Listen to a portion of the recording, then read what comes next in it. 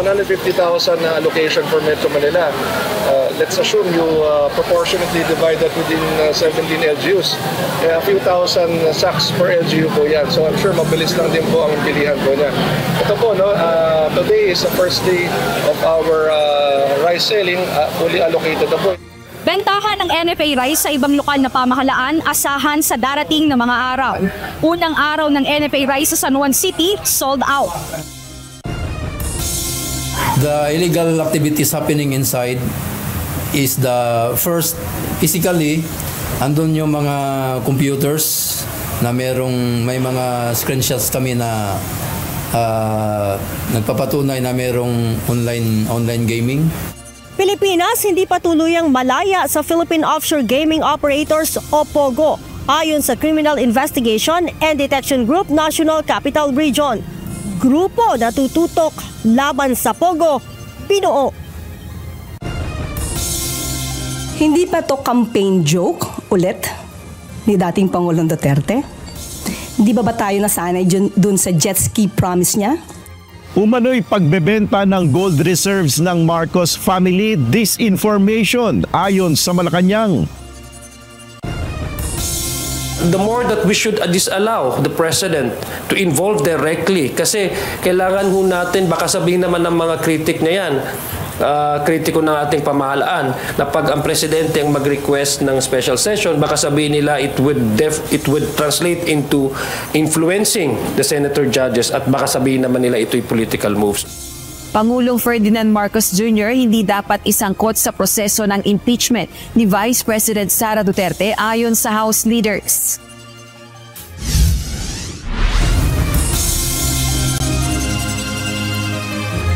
Magandang hapon Pilipinas at sa buong mundo. Tayo po ay sabayang napapakinggan sa Radio La Verdad 1350 ang UNTV Radio. At una sa ating mga balita. Hindi pa tuluyang malaya sa Philippine Offshore Gaming Operators o POGO ang Pilipinas. Ayon kay Criminal Investigation and Detection Group o CIDG National Capital Region Chief Police Colonel Marlon Quimno, mayroon pang mga guerrilla operation ng POGO sa bansa, lalo sa iba't ibang lugar sa Metro Manila. Ito ang balita ni Lea Ilagan. We are sure that there are still many POGO operations, yung mga guerrilla like before this operation, nung nakaraang week din yung ni-raid natin sa Dowin na casino sa baba ng Heritage. Kasama din po yun sa mandato namin yung. Hindi pa malinis sa operasyon ng Philippine Offshore Gaming Operators o POGO ang Pilipinas. Ito'y sa kabila ng deadline na ibinigay ni Pangulong Ferdinand Marcos Jr. noong December 31, 2024. Ayon kay Criminal Investigation and Detection Group National Capital Region Chief, Police Colonel Marlon Quimno, mayroon pang guerrilla operation sa bansa, gaya ng kanilang sinalakay noong Biyernes sa Parañaque City, kasama ang Presidential Anti-Organized Crime Commission, kung saan higit sa 400 ang nahuli. The illegal activities happening inside is the first, physically, andun yung mga computers na may mga screenshots kami na nagpapatunay na merong online gaming. And at the same time, naabutan namin yung mga victim doon, yung mga foreigner na sila yung nag-ano sa amin na indeed there was human trafficking. Sa naturang bilang, 20 ang nakasuhan kabilang ang 18 Chinese national at 2 Pilipino, habang mayroon pang 2 pinaghahanap. This is the first time that a Filipino is also criminally charged regarding human trafficking.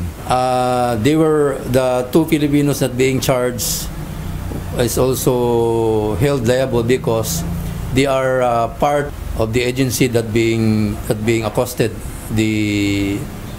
as the administrator of the POGO operations. Kaugnay nito, naglaanan ng dedicated team ang CIDG na siyang hahabol sa operasyon ng guerrilla POGO sa bansa.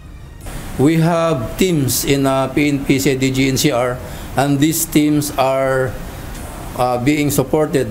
And kasama po namin yung PAOK because as we have known, the PAOK is the lead agency in this particular operations, the POG operation. So we have to be with them. We don't have a timeline for now, but dahil nga sa sobrang dami ng mga information like even SMS or yung mga nag-i-email, lahat po yan bini-verify po natin. Wala po tayong pinalpas dyan. Sa ngayon, nakatuon muna ang operasyon ng CIDG sa iba't ibang lugar sa Metro Manila. Lahat po yan sa Metro Manila, meron tayong kinakandak na surveillance. Kasama natin doon nga sa surveillance of course yung NCRPO natin, yung mga local stations natin. Nagko-coordinate din tayo doon kasi it is not just the job of the PNP CIDG, but it is the job of the local police also. So tinatap namin sila, kasama po dito sila yung Parañaque City Police Station dito sa trabaho namin. Our focus is the whole Metro Manila, hindi lang yung sa southern. Sa information natin, hindi lang ang Pugo, they are not just sitting on one cities, but all over Metro Manila. Noong February 17, sinalakay din ng PAOK at CIDG ang guerrilla operation ng Pogo sa Pasay, kung saan 6 na Korean national at 15 Pilipino ang naaresto sa basement ng isang hotel sa Pasay City. Leia Ilagan, UNTV, News and Rescue. Diyos ang aming sandigan, serbisyo publiko ang aming pinahahalagahan. Nakikipag-ugnayan na ang Presidential Anti-Organized Crime Commission sa Chinese Embassy kaugnay sa issue ng mga ipinade-deport na Chinese-Philippine offshore gaming operator workers na umano'y tumatakas sa layover. Sinabi ni PAOK spokesperson Winston Casio na sumulat na rin sila sa Bureau of Immigration kaugnay ng usaping ito. Anya, hiniling nila sa BI na huwag payagan ng foreign national deportees na may connecting flight. Base sa impormasyong nakarating sa ahensya, ilang Chinese pogo na pinaalis ng bansa matapos maaresto ay tumakas bago pa makarating ng China. Iginiit ng House leaders na hindi dapat isangkot si Pangulong Ferdinand Marcos Jr. sa proseso ng impeachment ni Vice President Sara Duterte. Sa gitna ito ng panawagan kay PBBM na magpatawag na ng special session upang makapag-convene na ang Senado bilang isang impeachment court. Ito ang balita ni Rosa Licaz. I think we should not directly involve the president in case of the impeachment. That's my opinion in case of in matters relating to impeachment process, because this is entirely within the scope and mandate of the Congress, as the Constitution says. Humihingi ng pananagutan ang taong bayan. Ito ang giit ng Makabayan Bloc lawmakers kay Pangulong Ferdinand Marcos Jr. upang agad na magpatawag ng isang special session. Ayon sa mga militanteng mambabatas, mahalaga na makapag-convene na ang Senado bilang impeachment court para sa paglilitis ni Vice President Sara Duterte. Gayunman, ayon sa ilang House leaders, hindi dapat isinasangkot si PBBM sa impeachment ni VP Duterte. Ayon kay House Assistant Majority Leader, Congressman Sia Alonto Adjong, dapat mapanatili ang impartiality o pagiging patas ng impeachment court. The more that we should disallow the president to involve directly, kasi kailangan ho natin, baka sabihin naman ng mga kritik na yan, kritiko ng ating pamahalaan, na pag ang presidente ang mag-request ng special session, baka sabihin nila it would translate into influencing the senator judges at baka sabihin naman nila ito'y political moves. Ang isa pang House official, iginigiit na nasa Senado na ang desisyon kung papaano dapat aksyonan ang articles of impeachment na inirefer ng Kamara. Nasa Senado po yung bola. Nasa sa kanila kung isushoot or ipapasa. Naninindigan si Senate President Francis Cheese Escudero na hindi maaaring makapagsagawa ng special session ang Senado sa sarili lamang nito habang nakareses ang Kongreso at kailangan nilang sumunod sa proseso. Ganito rin ang paniniwala ni former Senate President Franklin Drilon. Ayon kay Drilon, na kay PBBM na ang bola at dapat tawagin ang Kongreso bilang isang collegial body upang magampanan ang kanilang trabaho. Samantala, hindi galing sa mga kongresista ang pressure na agaran ng simulan ang paglilitis kay VP Duterte. Sagot ito ng mambabatas sa pahayag ni Senate President Escudero na hindi dapat minamadali ng Kamara ang Senado na aksyonan ang impeachment complaint. We maintain our position that we will work according to the timetable that would be set by the Senate should they convene or once they convene into impeachment court. Wala pong pressure nang gagaling sa amin. Ang pressure po ay sa taong bayan. Posibleng sa Hulyo pa pagkatapos ng State of the Nation Address o SONA ni PBBM masimulan ang impeachment trial ni VP Duterte. Nanindigan uli ang palasyo na hindi makikialam si Pangulong Marcos sa usaping impeachment laban sa pangalawang Pangulo. Hindi naman niya hawak, of course, ang Kongreso dahil meron tayong separation of powers. Hindi siya makikialam, hindi siya kikilos kung ito man ay matuloy o hindi matuloy. Rosa Licos, UNTV News and Rescue. Diyos ang aming sandigan, serbisyo publiko ang aming pinahahalagahan. Nanumpa na bilang bagong kalihim ng Presidential Communications Office ang mamamahayag na si Jay Ruiz. Papalitan ni Secretary Ruiz si outgoing Acting Secretary Cesar Chavez. Ayon sa bagong PCO Chief, iniata sa kanya ni Pangulong Ferdinand Marcos Jr. ang pagbibigay ng tamang impormasyon ukol sa mga programa ng pamahalaan. Tututukan din ng bagong kalihim ang paglaban sa fake news. Ang gusto ko, Presidente, ay maibigay ang mensahe at programa sa ating mga ordinaryong Pilipino. Sinagot ng Malacanang ang mga paratang ni dating Pangulong Rodrigo Duterte kay Pangulong Ferdinand Marcos Jr. Kabilang na ang ukol sa umunoy pagbebenta ng gold reserves ng pamilya Marcos, gayon din ang issue sa pagdedeklara ng martial law. Ito ang balita ni Nel Baribuhok. Hindi pa to campaign joke ulit ni dating Pangulong Duterte? Hindi ba tayo nasanay dun sa jet ski promise niya? Bumuelta ang Malacanang sa mga aligasyon ni dating Pangulong Rodrigo Duterte sa isang rally sa Cebu nito lamang weekend. Sa kanyang talumpati, sinabi ni dating Pangulong Duterte na nagbebenta umano ng gold reserves ang pamilya Marcos. Unang gikawat ni Marcos ang atong gold reserves.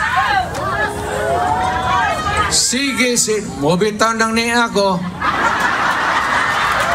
Actually, suko ko.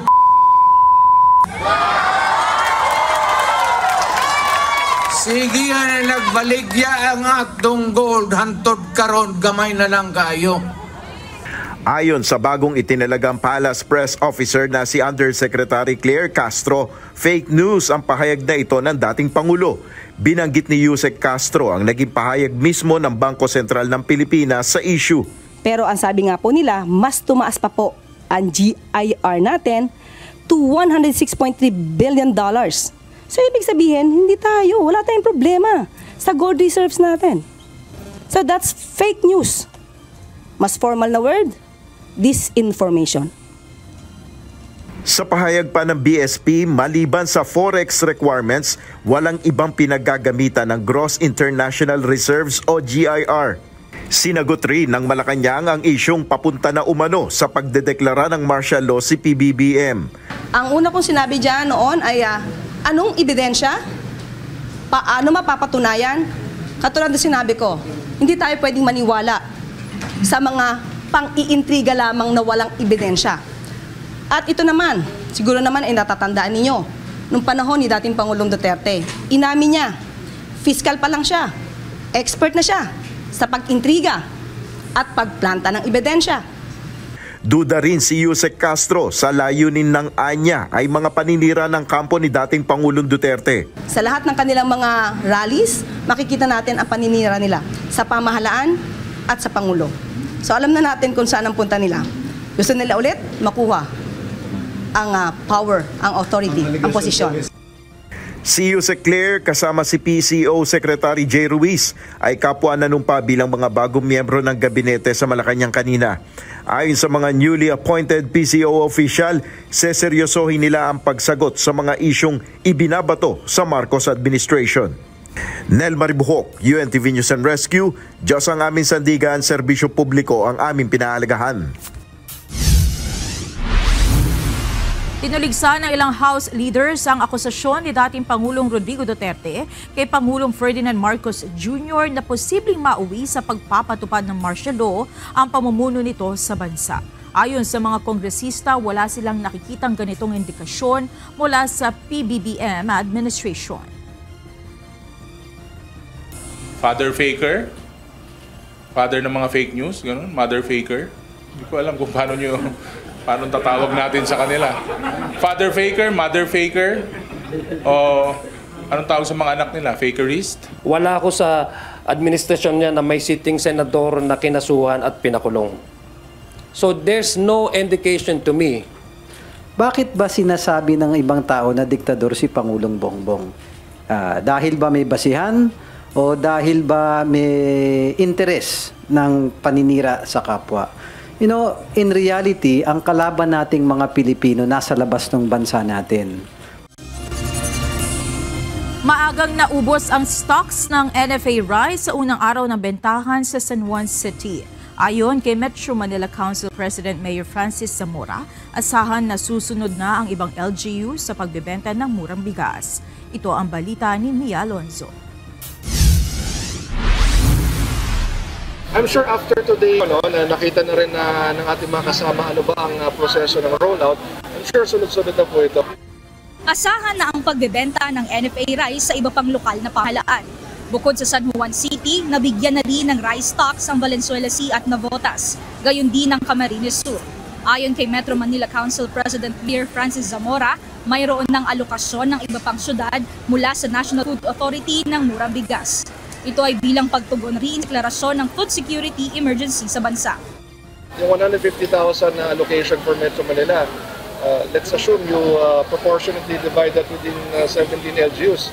A few thousand sacks per LGU po yan. So I'm sure mabilis lang din po ang bilihan po niya.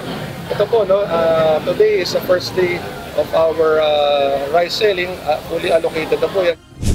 Sa mga susunod na araw, inaasahan na mas marami pang tatangkilik sa NFA Rice, lalo na kapag sinimula na ang pagbebenta nito sa iba't ibang mga munisipyo sa iba pang lugar sa bansa. Sa San Juan City, matagumpay ang naging rollout ng murang bigas sa unang araw nito ngayong Lunes. 1,000 sako na nasa 33 pesos kada kilo ang inilabas ng lokal na pamahalaan para maibenta sa mga consumer. Ayon kay Zamora, hindi na nila pinatungan ng presyo para mas tangkilikin ng mga mamimili. Nagpa-pre-register tayo, so nakumpleto na po yung pre-registration ng first 1,000. That means we can now proceed to the second 1,000 naman. Patuloy rin aniya ang LGU sa pagkuha ng pulso ng mga mamimili kaugnay ng pagbebenta ng murang bigas. Sa akin, okay lang. Okay lang sa akin ang sako because marami naman kami nagsishare sa bahay. Ayon sa ilang mga residente na bumili, mas mainam nang bilhin ang sako-sako para mas makamura. Samantala, muling nagpaalala ang Department of Agriculture sa publiko na bawal ang reselling ng NFA rice. Ayon kay Agriculture Secretary Francisco Chu Laurel, maaaring magpabili sa miyembro ng pamilya para sa personal na konsumo, ngunit hindi upang ipangnegosyo.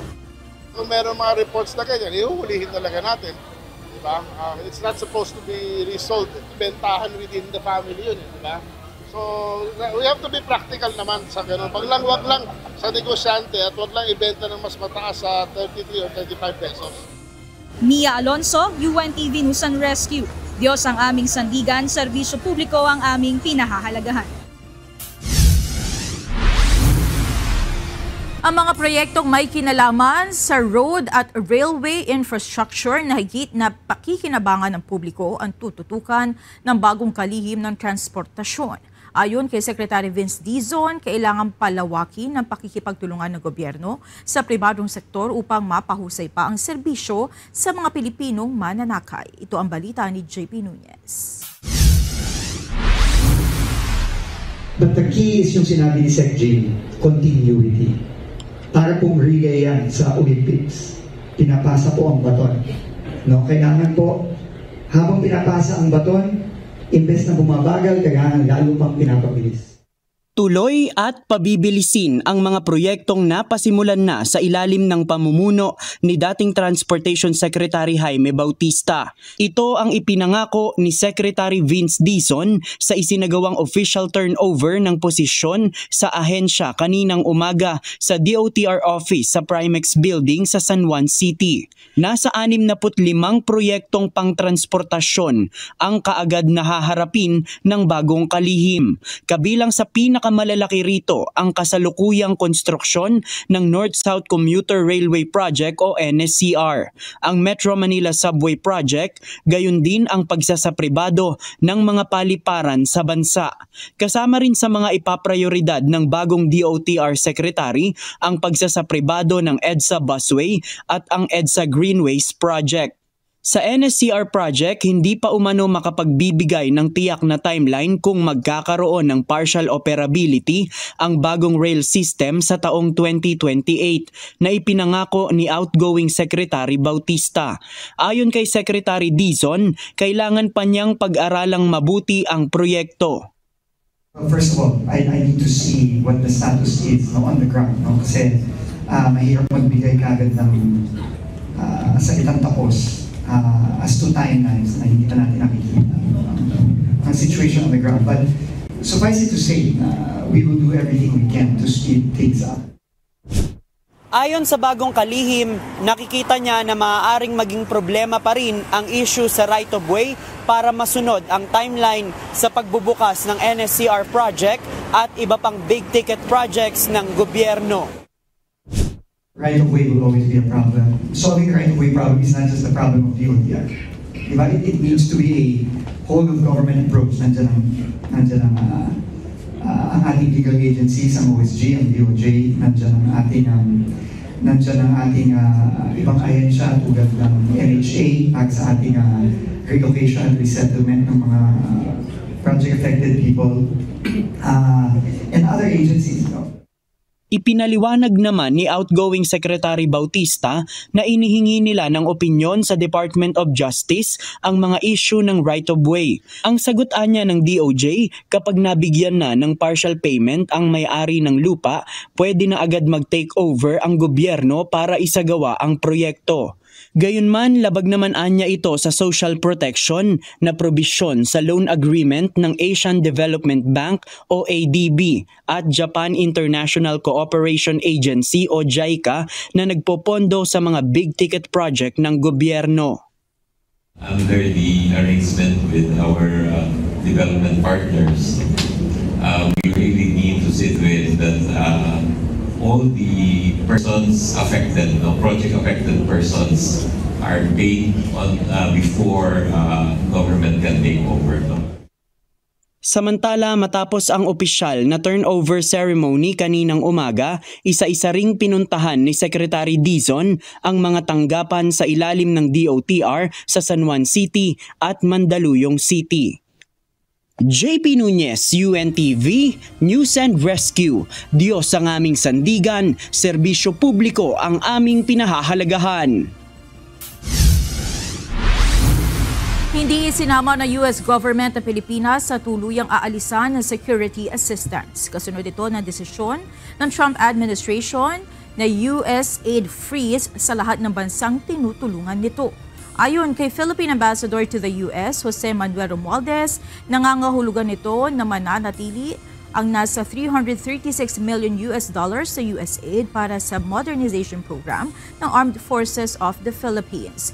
Kinumpirma naman ito ni Foreign Affairs spokesperson Teresa Daza na sinabing tuloy ang defense cooperation ng US at Pilipinas. Ayon kay Romualdez, ang naturang desisyon ng US ay tanda na nananatili pa rin matibay ang ugnayan ng Pilipinas at Amerika hanggang sa pamumuno ni US President Donald Trump.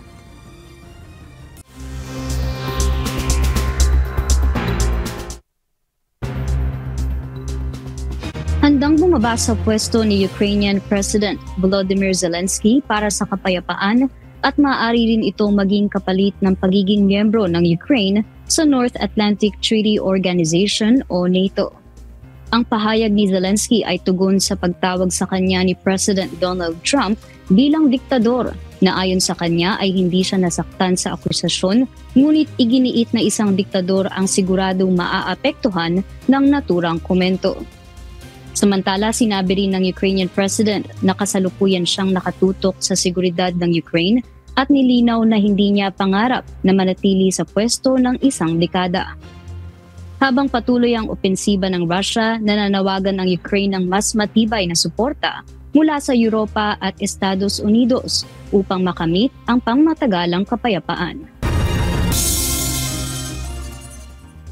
Napilitang mag-divert at lumapag sa Rome, Italy ang isang flight ng American Airlines mula New York patungong New Delhi matapos makatanggap ng bomb threat ayon sa flight emergency at mga opisyal ng paliparan. Ang Boeing 787-9 Dreamliner, sakay ang humigit kumulang na 200 pasahero, ay ligtas na lumapag sa Leonardo da Vinci Airport sa Rome bandang alas 4:20 ng hapon base sa Greenwich Mean Time o katumbas ng alas 12:20 ng madaling araw sa Pilipinas. Ayon sa mga ulat, natanggap ng airline ang banta habang ang eroplano ay lumilipad sa ibabaw ng Caspian Sea at agad itong ipinaalam sa crew. Samantala, isang opisyal ang umano'y nagsabing ang bomb threat na natanggap sa pamamagitan ng email ay kalaunay itinuring na hindi totoo. Wala pang opisyal na pahayag mula sa American Airlines tungkol sa insidente.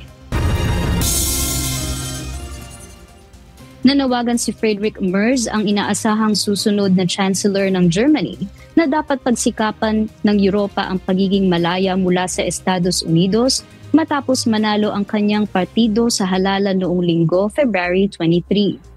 Sa kanyang post sa X, sinabi ni Merz na prioridad niya ngayon ang mabilis na pagbuo ng pamahalaan sa Germany matapos ang komplikadong resulta ng kanilang halalan.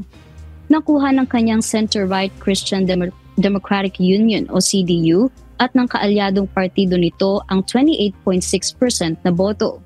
Habang lumakas naman ang suporta para sa far-right na Alternative for Germany o AfD na nakakuha ng 20.8%. Sa kanyang talumpati, binigyang diin ni Merz na ang kanyang pangunahing layunin ay palakasin ang Europa upang ito ay maging mas independent mula sa Estados Unidos, lalo na matapos ang mga pahayag ni US President Donald Trump na nagdulot ng pag-alala sa mga leader ng Europa. Kasabay nito, nagpahayag din si Merz ng pagkabahala sa pakikialam ng Amerika at maging ni Elon Musk sa halalan sa Germany, na aniya ay nagpapatunay ng lumalakas na pressure sa politika ng Europa.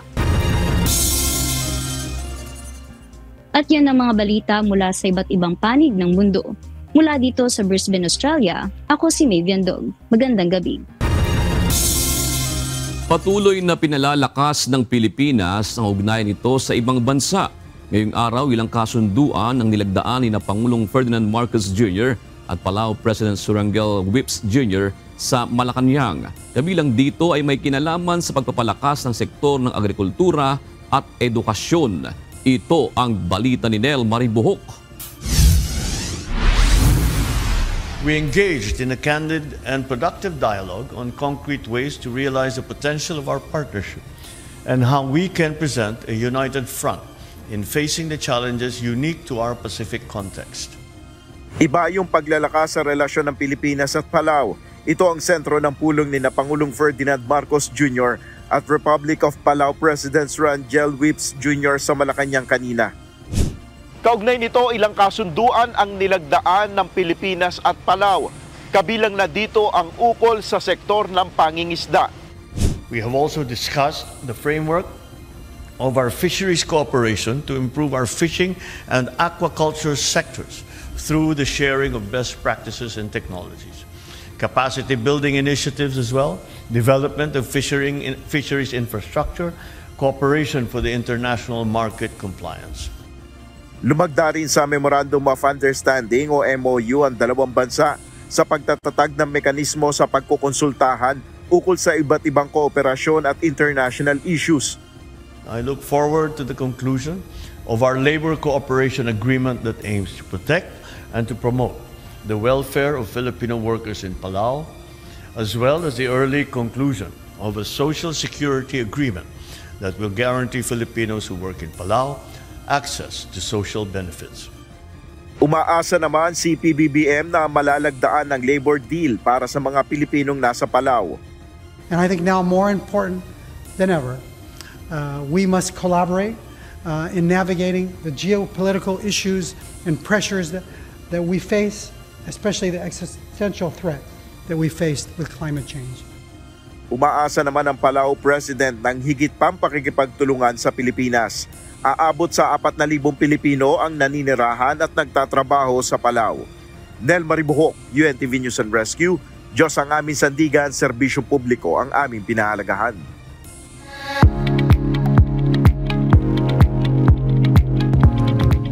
Muling napuno ang Araneta Coliseum kagabi upang panoorin ang pinakabagong yugto ng Wish Date concert. Halo-halong emosyon naman ang nadama ng mga dumalo sa opening salvo ng Wish Date series para sa taong 2025. Ito ang balita ni Mia Alonzo.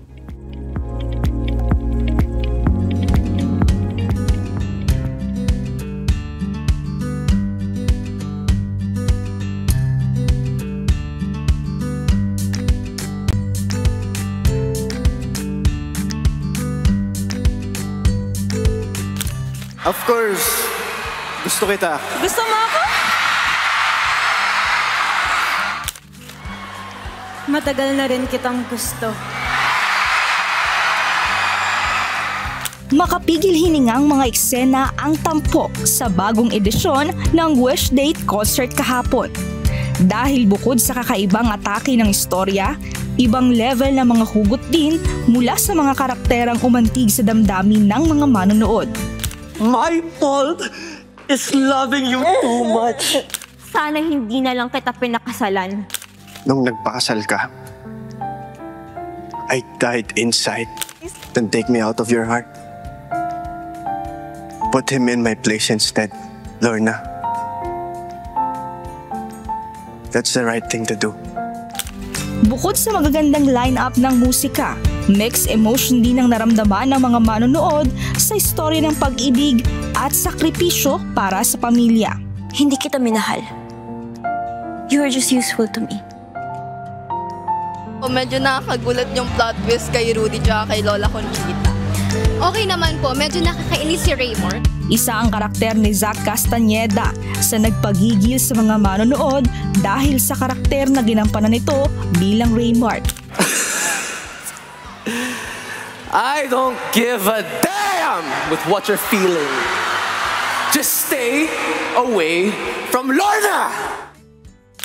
Ayon sa aktor, first time lang din niya na gumanap ng kontrabida role, kaya naman aniya, sobrang na-enjoy nito ang eksena at handa pa niyang i-explore pa ang mga karakter na maaaring portray sa hinaharap. To my future fans out there who actually enjoyed Raymart or my character, thank you guys. And I hope to entertain you guys more in the future. Kinakiligan naman ang hindi inaasahang chemistry ng tambalang Lorna at Rudy sa ginampanan ni Bianca de Vera at Aljon Mendoza. Yung mga ngiti mo, pa-fall ka eh. Talaga naman from the hiyawan at sa mga kung ano-anong mga mga comments nila, you really inspire us to work harder. Ganda ng experience na may live reaction sa ginagawa nyo at sa pinapalabas. So, ayun, bagong experience yun sa amin and gusto lang namin magpasalamat sa lahat ng pumunta sa Araneta. Sa kabila ng mga bagong mukha na tampok ngayon sa Wish Date Endless, kakaibang kilig at ibang level up na mga performance pa rin on stage ang hatid nito na nagpaantig sa damdamin ng mga wishers. Kabilang din sa bumida at nagbigay buhay sa eksena ang ina ni Lorna na ginampanan ni Miss Luella de Cordoba at Lola Conchita na binigyang buhay ni Miss Rio Locsin. Nagbigay naman ng suporta at paghanga ang veteranang aktres sa konsepto ng Wish Date. tingnan mo naman, tinapos yung show, tinapos ko yung concert. What an experience, diba? First time ko talaga, and I really enjoyed the show kasi ang daming iba-ibang nangyayari, kaya nakakatuwa. At saka nakakatuwa rin na makita mo yung mga tao, nagre-react, yung nakakataba ng puso. Kaya naman masasabing a night well spent dahil hindi lamang nag-enjoy sa istorya at awitan, kundi may baon ding aral para sa wishers ang episode ng Endless para sa kanila.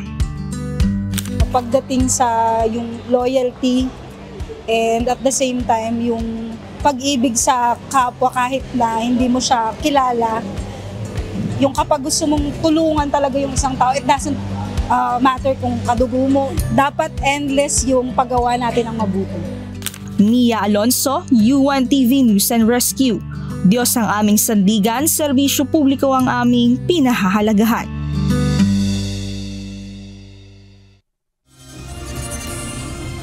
Naglabas ng mga panuntunan ang Commission on Elections o COMELEC hinggil sa pagsasagawa ng election debates. Dito, pinatitiyak ng komisyon na patas ang gagawing debate. Samantala, ilalagay naman sa balota ang larawan at logo ng mga partido ng lahat ng kandidato sa BARM elections. Ito ang balita ni Dante Amento. Meron tayong resolution sa debate lang para lang doon sa mga gusto magpa-debate, whether organization, whether cause-oriented groups. Sa Resolution number 11115, nagbigay ng guidelines ang Commission on Elections o COMELEC patungkol sa debate kaugnay ng 2025 midterm at BARM elections. Ayon kay Chairman George Erwin Garcia, ito ang susundin ng mga grupo o organisasyon na magsasagawa ng election debates. Una sa guidelines, dapat tiyakin ng organizer na lahat ng kandidato ay naimbitahan sa debate, gayon din ang pagiging patas ng pagtrato sa bawat isa. Bawat kandidato ay pantay o pareho ang dami ng mga miyembro ng pamilya at mga supporter na dadalhin. Kailangan din na ang venue ng debate at suot ng mga host ay neutral o walang bakas ng pagiging bias sa isang panig o kampo. Dapat din ay ligtas ang lugar at walang gulo o karahasan sa panahon ng event. Ang mga tema o tanong sa debate ay dapat makabuluhan o mahalaga. Dapat issue-based at isang linggo bago mag-debate, dapat alam na mismo ng mga magpa-participate kung ano more or less ang issues na tatalakayin. At the same time, walang i-exclude na kahit isang kandidato. Halimbawa, kandidato for mayor, kandidato for governors or congressmen, dapat lahat iimbitahan. Ang COMELEC ay maaaring maging observer lamang at hindi sila dapat kasali o bahagi ng organizer. Inaasahan ng COMELEC na may mga debate pang isasagawa lalo na sa pagsisimula ng local campaign sa March 28. Nilinaw naman ng COMELEC hindi pa rin naman obligado ang kandidato na dumalo sa isang debate. Basta lang dapat ay maimbitahan naman lahat pero hindi po mandatory na dumalo. Hindi pa po natin yun kasi po in the first place, hindi naman COMELEC ang nagpatawag nito. Ang nagpatawag nito ay iba't ibang grupo, iba't ibang asosasyon. Samantala, nagpasya ang komisyon na lahat ng larawan ng mga kandidato, logo ng kanilang partido politikal sa Bangsamoro Parliamentary Elections ay ilagay na sa balota. Ito ay para makita ng mga botante kung sino-sino ang mga tumakbo at sa aling grupo sila kabilang. Dagdag pa ng COMELEC, ilalagay din nila sa balota ang option na none of the above. Ibig sabihin, kapag ayaw ng isang botante na bumoto ng parliamentary representative, ay piliin lang niya ang option na ito. Para kahit paano, meron choice sa mga kababayan natin kung ayaw nilang pumili sa kahit na sinong mga kandidato. Total naman, yan naman ay nasa election code din ng Bangsamoro. Target ng COMELEC na masimulan ang ballot printing na gagamitin sa BARM elections sa Hulyo at tapusin ito sa Agosto. Dante Amento, UNTV, News and Rescue. Diyos ang aming sandigan, serbisyo publiko, ang aming pinahahalagahan.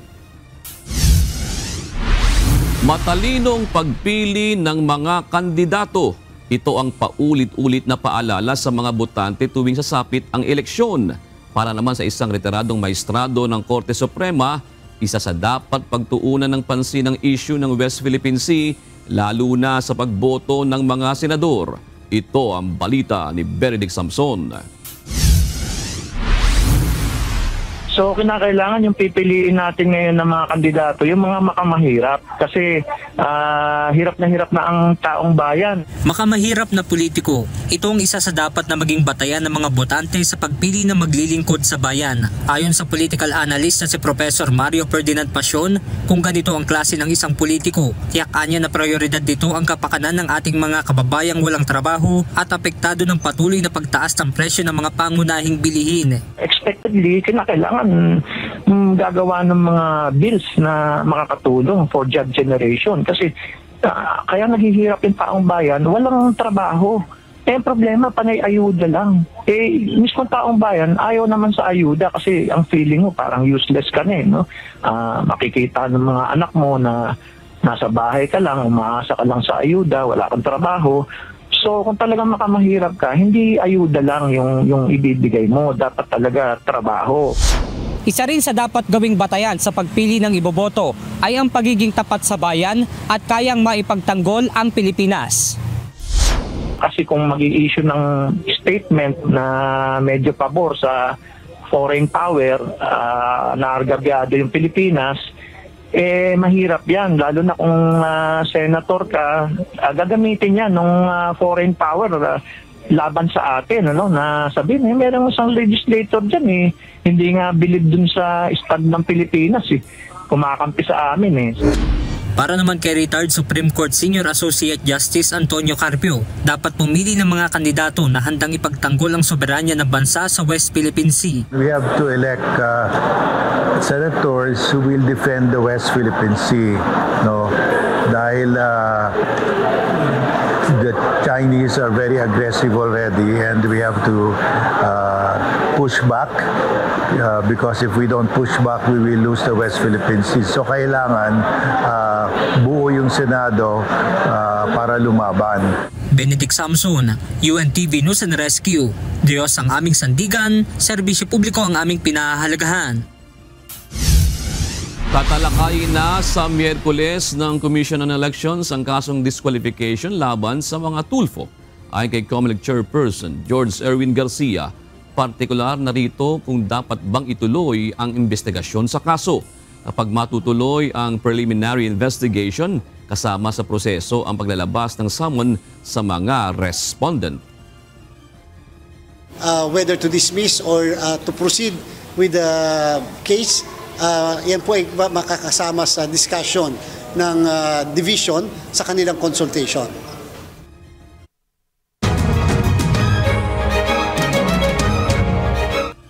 Nagpadala na ang Department of Health o DOH Bicol ng karagdagang 14 na mga bagong doktor sa mga liblib na lugar para makapagbigay ng pangangailangang medikal sa mga mahihirap na residente sa rehiyon. Habang mahigit 3,000 na pamilya ang apektado ng matinding pagbaha sa bayan ng Brooks Point sa Palawan dahil sa walang tigil na pag-ulan na nararanasan sa kanilang lugar. At sa Maguindanao del Sur, sugatan ng isang vice mayoralty candidate, si Dato Piang, matapos barilin ng hindi pa nakikilalang sospek. Ito ang balita ni Jerry Galicia. Sa Bicol, sa ilalim ng Doctors to the Barrio o DTTB ng Department of Health, DOH Bicol, 14 na manggagamot ang naipadala sa mga liblib na lugar sa Kabikulan. Tugon ito ng kagawaran sa kakapusan ng mga doktor sa rural areas. Layunin ng proyekto na makapaglagay ng mga manggagamot sa mga mahirap na lugar na kapos at hirap na makapagpakonsulta sa kabayan ang mga residente. 14 na mga lugar sa Bicol ang nakatanggap ng naturang mga bagong doktor na ipinadala ng DOH. Ito ang bayan ng Ginubatan at Malinaw sa Albay, Vinson, Camarines Norte, Iriga City, Lagonoy, Libmanan, San Jose at Tigaon sa Camarines Sur, Virac sa Isla ng Catanduanes, Beno, Balud, Palanas, Kawayan at Mandaon sa Isla ng Subate. Nakabilang sa geographically isolated and disadvantaged areas sa rehiyon. Yung DTTBs po natin, they are deployed to primary care facilities. So mostly po, these are cases yung like yung mga for check-ups lang, outpatients basically. But syempre po, if yung disease may not be able to be resolved ng DTB natin, they are being referred po a higher facility po. Sa Palawan, sinimulang ilikas ang nasa mahigit 3,000 pamilyang apektado ng pagbaha sa bayan ng Brooks Point, Palawan dahil sa matinding pag-ulang dulot ng shear line. Mula sa mga barangay ng Barong, Tubtub, Uring-Uring, Saraza, Samariñana, Mainit, District 2, Ipilan at Salogon ang mga inilikas. Sa kuhang larawan ng Municipal Disaster Risk Reduction and Management Office ng Brooks Point, makikita ang ginagawang paglilikas sa mga residenteng apektado ng baha. Ayon sa isang lokal na opisyal, sira umano ang lahat ng tulay sa barangay Mainit kasama ng papasok sa Mainit Falls at ang kanilang hanging bridge. Inihayag naman ng Municipal Social Welfare and Development Office o MSWDO ng Brooks Point na patuloy ang pagberipika sa nasabing bilang at may isang barangay pa silang hinihintay na makapagsumite ng report kaugnay sa epekto ng baha sa kanilang lugar. Patuloy din ang clearing operation sa Mainit Spillway na pawang mga tao at motorsiklo lamang ang maaaring makadaan. At sa Maguindanao del Sur, isinugod sa ospital si Datu Piang Maguindanao del Sur Vice Mayor Atty. Omar Samama matapos tambangan na hindi pa nakikilalang suspect kaninang umaga sa barangay Magaslong. Iniimbestigahan pa ng mga otoridad ang insidente. Ayon sa Maguindanao del Sur Police Provincial Office, kasalukuyan nagpapagaling na ang vice alkalde. Iniimbestigahan na rin ng mga otoridad ang insidente. Kinundena naman ng mga opisyal ng Maguindanao del Sur Provincial Government ang pag-atake kay Samama. Jerry Galicia, UNTV News and Rescue. Diyos ang aming sandigan, serbisyo publiko ang aming pinahahalagahan. Sarado ngayong araw ang bahagi ng Session Road para sa Session Road in Bloom na bahagi ng Panagbanga Festival 2025. Samot-sari mga local products ang makikita sa bawat stalls na galing din sa iba't ibang lugar. Ito ang balita ni Grace Doctolero live. Grace, marami pa rin bang mga turista dyan sa Baguio at saan mga lugar galing ang mga produktong makikita dyan sa Session Road? Yes, Monica, magandang gabi. Ngayon pa lang makikita nyo sa aking likuran na marami pa ring mga turista at mga residente dito sa Baguio na nag-iikot dito sa Session Road. At itong mga produkto na hindi lamang ipinagmamalaki ng Baguio City at Benguet, ngunit galing din sa ibang lugar gaya ng Laguna, Marikina, Cagayan, Ilocos at marami pang iba. Nasa 400 stalls ang nakahilera ngayong araw ng Lunes sa kahaba ng Session Road sa Baguio City para sa taunang Session Road in Bloom na kasama sa pagdiriwang ng Panagbanga o Baguio Flower Festival. We are featuring a lot of local products, local crafts, and also inviting different products from outside of Baguio City. So it's really a fair of many things to see. Kaya, and because of that, talagang isa na rin tong major event ng Panagbenga natin. Iba't ibang mga produkto ang makikita sa bawat stalls tulad ng mga bags, wallets na gawa sa hadi, mga pasalubong, damit, artworks at refreshing drinks. Dahil sa Session Road in Bloom, lumaki ang negosyo ng Baguio-made na longganisa. After nung naglongest longganisa, nung 2006, yun, medyo tumaas ang sales ng, hindi lang naman ako pati sa palengke, mga naglulongganisa. Maliban sa mga mabibili sa Session Road na mga paintings na gawa ng mga local artists, books, souvenirs at pagkain, may mga stalls din na nag-aalok ng games pang pamilya. Father and daughter activity, parang ang saya kasi nakita namin yung mga artistic side din ng anak ko and sa akin. Parang it's a bonding together na rin namin na kaming father and daughter. Ayon sa lokal na pamahalaan ng Baguio, nakasaad sa ordinansa ng lungsod ang pagsasara sa kahaba ng Session Road mula Rotonda hanggang Magsaysay Avenue sa harap ng Maharlika Livelihood Center para sa Session Road in Bloom mula February 24 hanggang March 2, 2025. Monica, ito'y bilang bahagi pa rin ng taunang selebrasyon ng Panagbanga Festival sa Baguio City tuwing sasapit ang huling linggo ng Pebrero hanggang sa mga unang araw ng Marso. Yan muna ang balita mula dito sa Baguio City. Balik sa iyo, Monica. Maraming salamat, Grace Doctolero. Asahan ang malakas na puwersa ng Pilipinas at Japan sa pagharap sa iba't ibang isyong panseguridad at mga paghasanay. Kaugnay ito nang natatapos lang na ministerial meeting sa pagitan ng mga opisyal ng dalawang bansa. Ito ang balita ni Ryan Lacanlale. This meeting was an exchange of views on regional security issues, on the Indo-Pacific, in the situation in the East Sea and the South China Sea, and most importantly, on our shared initiatives moving forward. Mas malakas na ugnayang pandepensa. Ito ang tinalakay sa ginanap na Ministerial Defense Meeting sa pagitan ng Pilipinas at Japan ngayong araw sa Makati City. Sa gitna ito ng mga kinakaharap na banta sa seguridad sa rehiyon. Ayon kay Japan Defense Minister Nakatani Gen, natural lamang na bilang magkakaalyadong bansa ay magtulungan ang Pilipinas at Japan para sa mas matibay na depensa at kolaborasyon at mapanatili ang kapayapaan sa rehiyon. First of all, Secretary Teodoro and I firmly concurred that the security environment surrounding us is becoming increasingly severe and that it is necessary for the two countries as strategic partners to further enhance defense cooperation and collaboration in order to maintain peace and stability in Indo-Pacific amid such a situation. Napagkasunduan ng dalawang kalihim na palalimin pa ang bilateral cooperation sa tatlong larangan. Una ay sa operational cooperation kung saan magtatatag ng isang strategic dialogue sa pagitan ng high-level officers upang mapahusay ang palitan ng impormasyon at pagtutulungan. Ikalawa ang pagpapalakas ng people-to-people exchange sa pamamagitan ng educational exchange sa mga defense academy para sa bagong kaalaman. At ikatlo, ang Defense Equipment and Technology Cooperation kung saan ipagpapatuloy ang kasalukuyang proyekto ng Japan gaya ng Japanese Air Surveillance and Radar System.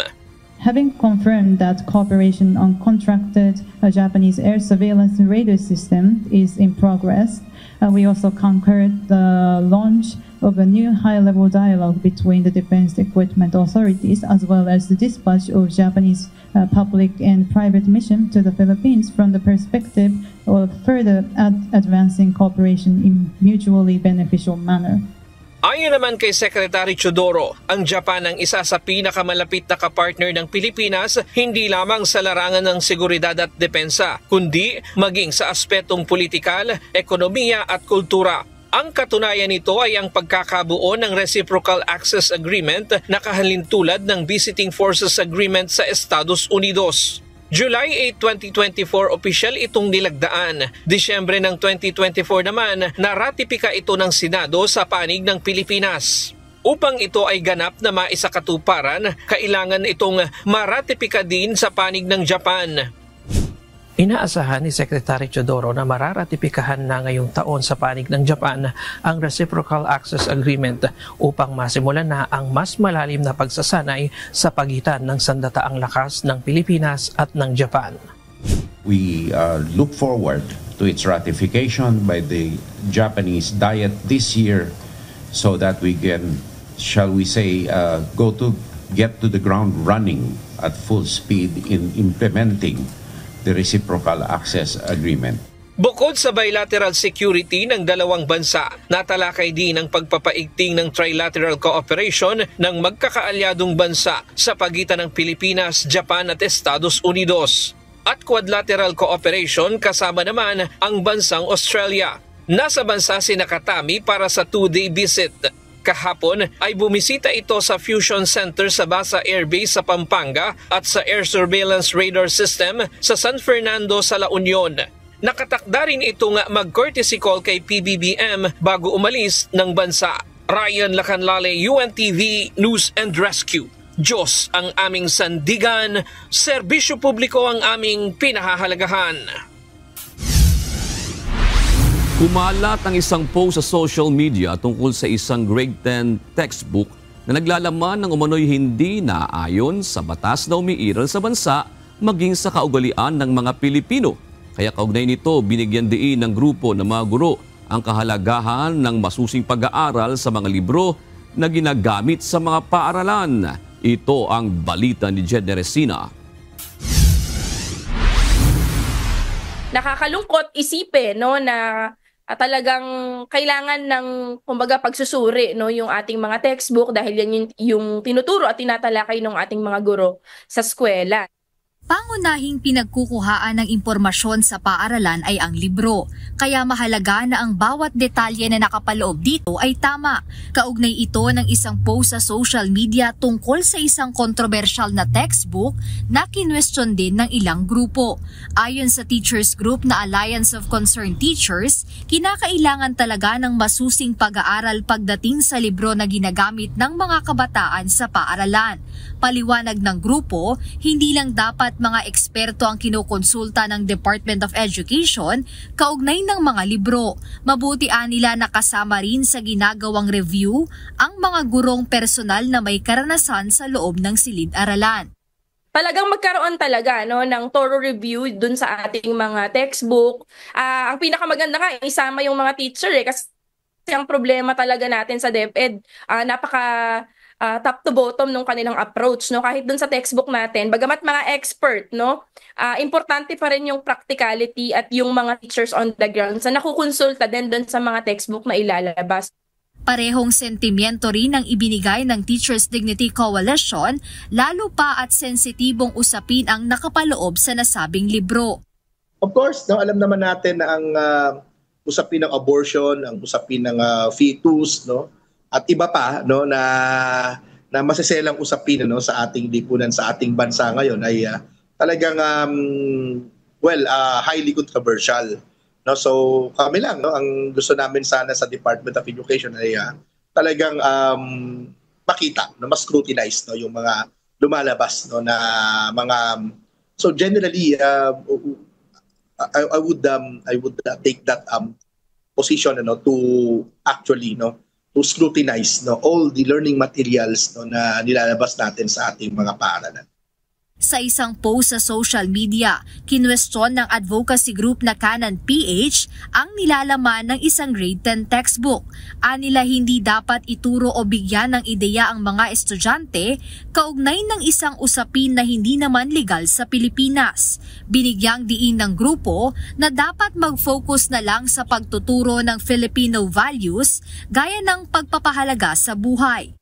We disagree doon sa nilalaman ng textbook how it defines fetus kasi una-una nilagay doon that it's not parang wala pang buhay, so it is not considered life, which is very contradictory or contradicts sa ating saligang batas na sinasabi that life begins at conception.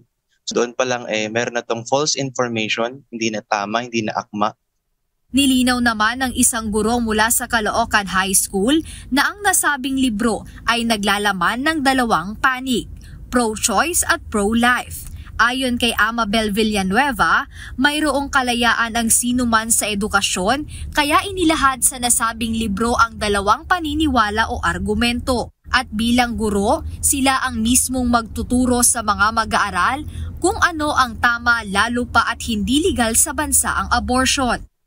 Ang bottom line niyan, pag yung teacher nag-evaluate na sa dulo, nandun sa libro, na sa dulo pa rin binibigyan ng halaga yung karapatan ng isang individual, nung sanggol, nung fetus, na siya ay mabuhay. Bigyan mo siya ng karapatan na mabuhay at mamili kung ano ang magiging kinabukasan niya. Mayroong iba't ibang anggulo, kaya maaaring ang nakikita natin ay isang bahagi lamang ng istorya, gaya ng bahagi ng librong pinost sa social media. Kaya mahalaga na gumawa ng masusing pananaliksik bago tuluyang maniwala. Jed Neresina, UNTV News and Rescue. Diyos ang aming sandigan, serbisyo publiko ang aming pinahahalagahan. 39 na taon na ang lumipas mula na mangyari ang People Power. Bukas, February 25, muling magsasama-sama ang ilang grupo na naging bahagi ng kasaysayang ito upang gunitain ang Bloodless Revolution. Alamin natin kung ano nga ba ang storya ng EDSA Revolution at bakit kailangan itong gunitain. Ito ang balita ni Asher Kadapan Jr. Idineklarang special working holiday ang February 25, 2025 para sa ika-39 na paggunita sa People Power Revolution o EDSA Revolution. Ngunit para sa historia ni si Dr. Jose Victor Torres, profesor ng De La Salle University, ang komemorasyon ng EDSA Revolution ay hindi lang isang holiday. Ibinuod ng historiador ang ilang bahagi sa mga pangyayaring ito. The EDSA People Power Revolution was of course a 4-day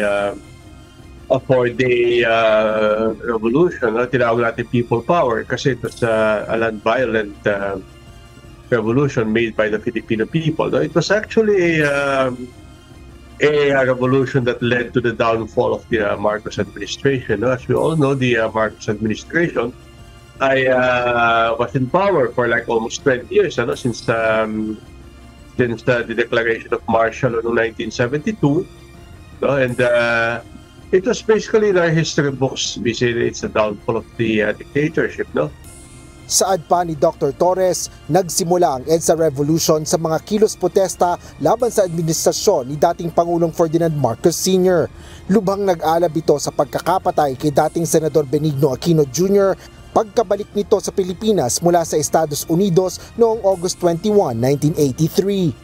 It led to the mistrust of the American government against the Marcoses that he was probably losing control, that he wasn't anymore what you call someone who can the Americans can trust So Marcos declares a snap election in 1985, and of course it was an election that was under the scrutiny of the U.S. government. And as we all know, the result, Marcos won by cheating, and of course there was an electoral violence. Matapos ang snap election na isinagawa noong February 7, 1986, kung saan idiniklarang panalo si Marcos laban kay dating Pangulong Corazon Aquino, mas malalim na protesta at mga karahasan ang nangyari. Ayon sa propesor, kasabay ng mga protesta ang pagkakamulat ng mga Pilipino sa mga pangyayari sa Marcos Sr. administration sa ilalim ng diktatorya. Pagkatapos ng ilan pang araw, nagkaroon ng mga pagkala sa panig ni Marcos Sr. kabilang ang mga nooy cabinet official na sina nooy Armed Forces of the Philippines Vice Chief of Staff General Fidel Ramos at nooy National Defense Minister Juan Ponce Enrile. It eventually culminated in the 4-day revolution. And the military started defecting now to the other side. Until finally, after 4 days, of course, the Marcoses realized that their regime is going to end. And with the help of the Americans, they were taken out. Taken out of the Philippines. Cory Aquino took her out of office as president of the Philippines. Okay, and of course, we consider now it's a People Power Revolution of 1986. Sa pagbabalik ng demokrasya sa bansa, matapos ang matagumpay na EDSA Revolution, patuloy itong ginugunita hanggang sa kasalukuyan.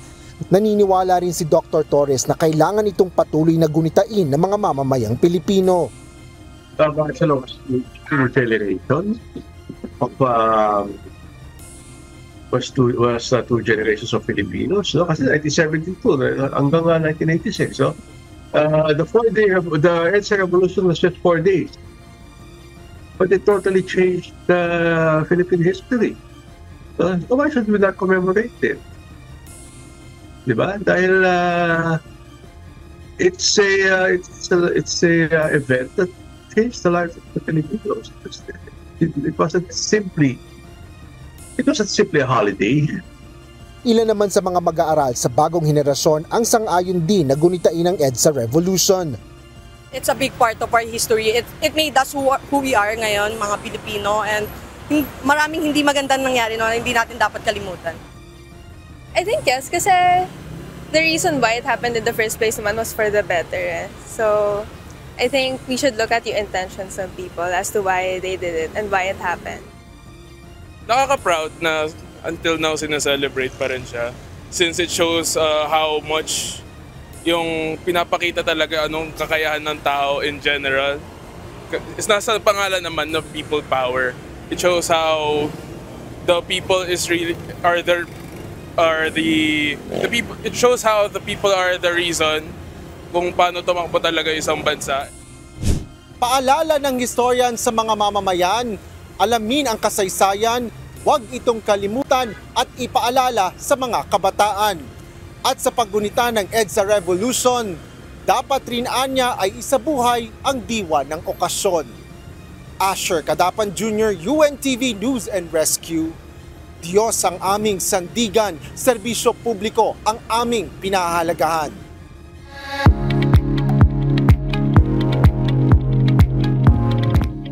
Nostalgic music at current hits. Ito ang napakinggan ng mga nanonood ng Wish Date Endless kagabi sa Araneta Coliseum. Kaya naman ang mga wisher of different ages, baka sa mukha ang enjoyment. Ito ang balita ni Ivan Alvarez.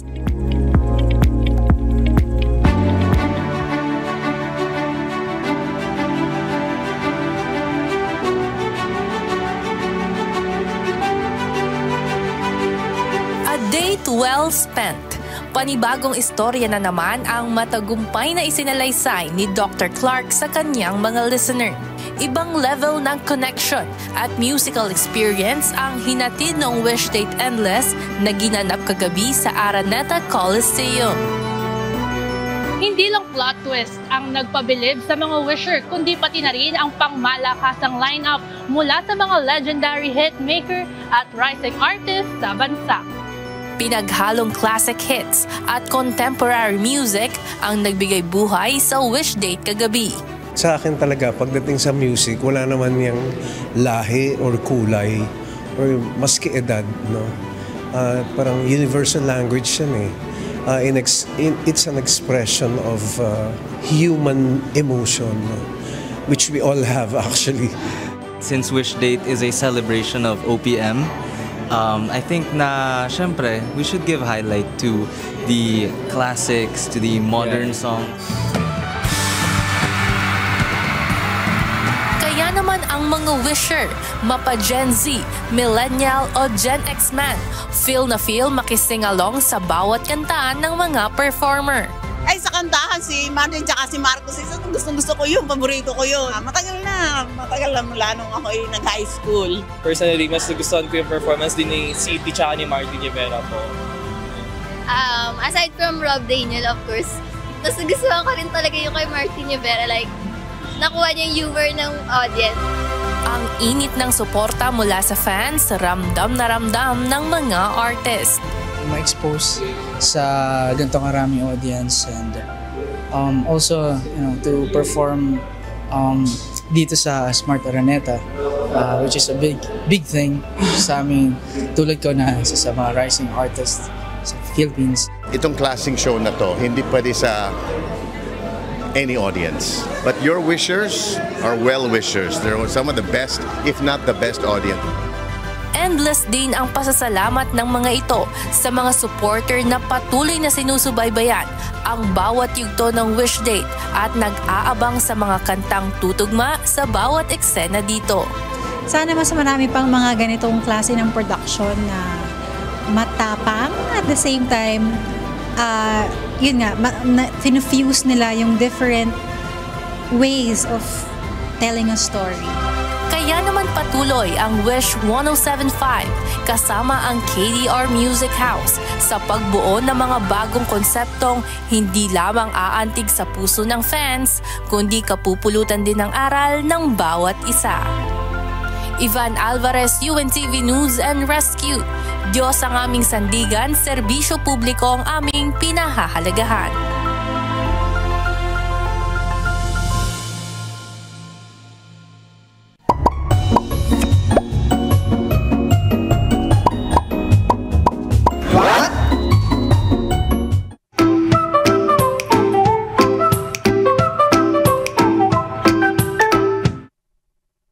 Dagdag kaalaman po.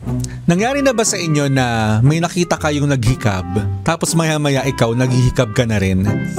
Nakakainis no? Pero alam niyo ang totoo, nakakahawa po talaga ang paghikab. Pero bakit kaya? Ang paghikab ay hindi lang tungkol sa pagod o antok. May interesting science sa likod ng pagiging contagious nito. Kapag nakakita o narinig mo ang isang tao na humikab, ang brain mo ay na-activate sa isang parte ng tinatawag na mirror neurons. Ang mga neurons na ito ay tumutulong sa atin na mag-empathize o makiramay sa nararamdaman ng ibang tao. Parang sinasabi ng utak mo, uy, pagod din ako. Kahit hindi ka pagod, basta emotionally connected ka sa isang tao, mas mataas ang chance na makahawa sila ng paghikab. Kaya, mas malamang mahawa ka sa kaibigan o pamilya mo kaysa sa random na tao. At ayon sa mga scientists, ang paghikab ay maaaring isang paraan ng primitive bonding. Parang survival mechanism ito para ipakita na connected tayo sa grupo natin. Yun naman pala ang dahilan. Kaya naman pala pag merong naghikab, naghihikab din tayo. Itag nyo na yung mga kaibigan nyo na mahilig maghikab. Sana po may natutuhan kayo at laging tatandaan, mapalad po ang tao na nakakasumpo ng karunungan at ang tao na nagtatamo ng kaunawaan.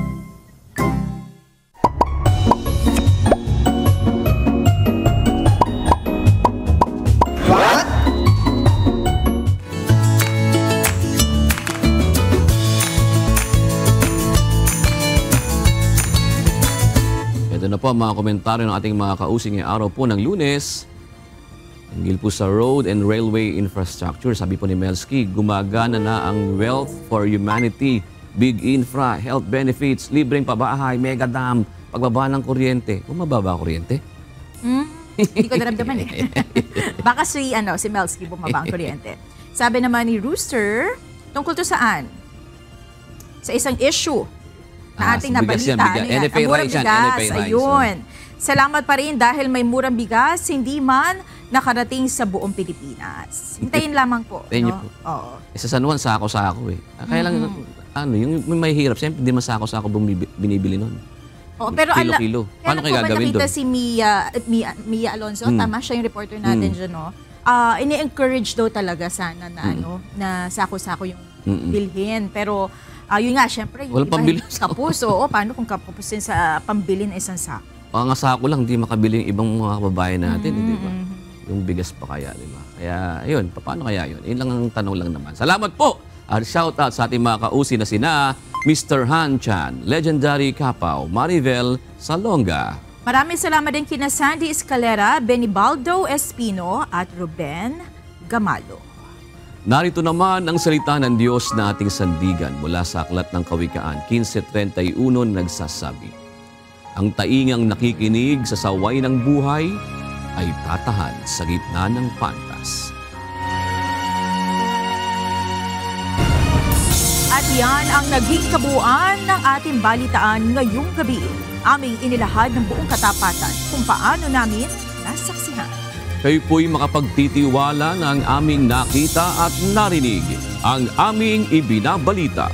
At dito po sa UNTV, Diyos ang aming sandigan, serbisyo publiko ang aming pinahahalagahan. Magandang gabi po.